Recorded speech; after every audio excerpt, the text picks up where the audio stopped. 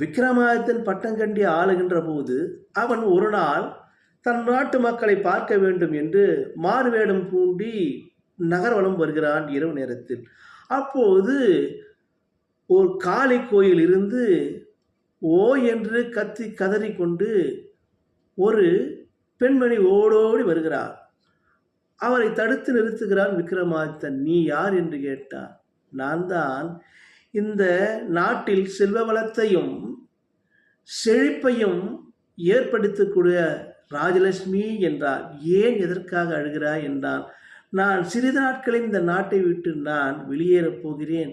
இந்த நாடு பஞ்சம் பசியால் தவிக்கப் போகிறது என்றான்.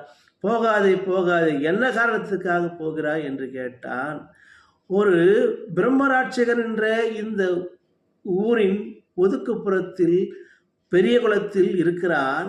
அவனுக்கு வாரம் ஒரு முறை மனித பலி கேட்கிறது. மனித மாமிசத்தை உள்கிறான் அவன். ஆகையால் இன்று ஒரு ஏழை நெசவாளியின் மகன் அவனுக்கு தீனியாக போகிறான், உணவாக போகிறான் என்றான். அதில் பரிதவித்த விக்ரமாதித்தன் சொன்னான், இந்த நாட்டையும் மண்ணையும் காக்கக்கூடியவன் தான் மன்னன். மக்கள் சேவையே மகேசனுக்கு சேவையாக செய்யக்கூடியவன். மக்களின் கருத்துக்களை அறிந்து உணர்ந்து வாழக்கூடியவன் இந்த நானாக இருக்கிறேன். என் மக்களுக்கு ஏதாவது இடர்பாடு வரும் என்றால் அதை முன்னிருந்து முனைப்போடு நிறுத்துபவன் தான் நானாக இருப்பேன் என்று நானாகவே போகிறேன். அந்த நெசவாளி மகனாக நானே இரையாக அந்த பிரம்ம ராட்சனுக்கு உணவாக போகிறேன் என்று கூறிக்கொண்டு அன்றைக்கு அந்த நெசவாளின் மகனாக இவன் போகிறான். அந்த ஏரி குளக்கரையில் அந்த பிரம்மராட்சசன் பார்த்து வியந்து போகிறான்.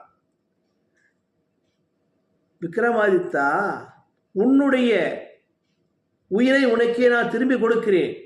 உன்னுடைய துணிச்சலையும் பாராட்டுகின்றேன். மக்களுக்காக தன் உயிரை கொடுக்க வந்த உன்னை என்ன சொல்வது? உனக்கு என்ன வேறும் என்ன வரம் கேள், தருகிறேன் என்று கேட்டது அந்த பிரம்மராட்சசன். அதற்கு விக்ரமாதித்தன் சொன்னார், இந்த மக்களையும் மண்ணையும் காக்கப்பட வேண்டும், மக்களுக்கு தீங்கு இழையாமல் செய்ய வேண்டும் என்றார். அதற்கு அப்படியே செய்கிறேன் என்று அருள் கூறி அந்த பிரம்மராட்சசன் மதன்றான். அன்றிலிருந்து அந்த ராஜலட்சுமி நாடை விட்டு போகாமல் மக்கள் செல்வ செழிப்பாக வாழ்ந்தார்கள். நானும் இக்கதை சொல்லி முடிக்கிறேன். நன்றி, வணக்கம்.